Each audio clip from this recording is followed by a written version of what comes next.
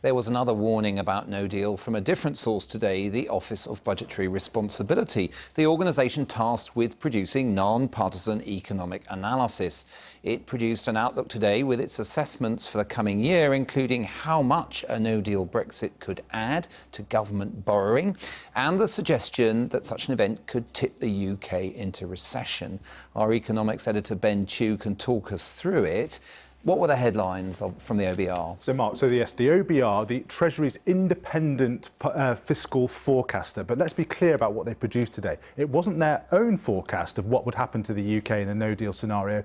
What they'd taken was the IMF's earlier projection from this year about what would happen, a recession, and plugged it into their models and to get a sense of what the fiscal damage would be for the UK. So what's the results? They estimate about another £30 billion a year of borrowing. And higher borrowing, of course, means higher national debt as well. We can see that on this chart. So this is the current trajectory of the green line. You can see public debt as a share of GDP falling over the forecast period.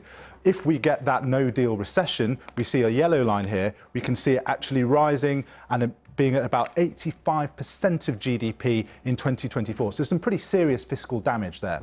What are the Brexiteers saying about the OBR's figures then? Well, they're not particularly pleased about it. John Longworth, the chair of Leave Means Leave, said that the OBR and the IMF have relaunched Project Fear, and others like Aaron Banks have said we should pay no attention to these kind of forecasts because they were all wrong in 2016 when there was a forecast for a recession then.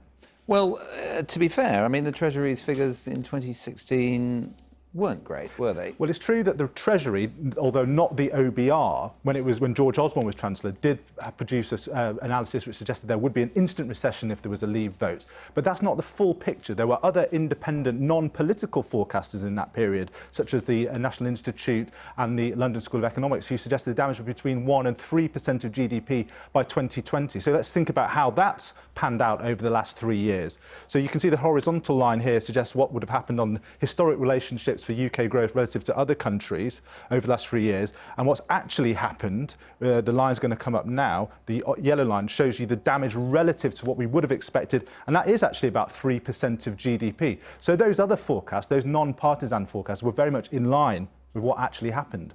Ben, thank you very much.